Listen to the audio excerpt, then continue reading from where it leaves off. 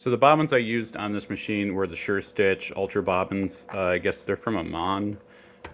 They're just pre-wound bobbins, and I just used these. But if you did want to wind your own, the machine does come with a built-in winder, which is this contraption here. So this is some bobbin line from Filtech. It is a Tex 12, which is basically a 90 weight bobbin thread. So what you use this for is you'll run it up through here, down through this tensioner, and you got to make sure that this is set properly. And then you put a bobbin case on here, wind it around, and then you flip this over. So when the machine runs, it will use the main motor to wind this bobbin.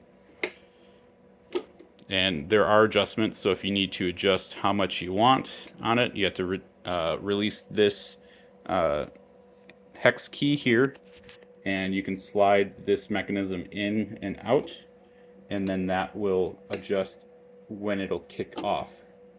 Because you'll see as the bobbin is simulated to get fuller and fuller, once it hits a certain point, it'll spring open and releases it. So the downside is your machine has to be running for that to work. So if you're winding bobbins and you're doing 4 of them, you basically have to be here the whole time winding it. Now it doesn't take long, but it's still a little annoying.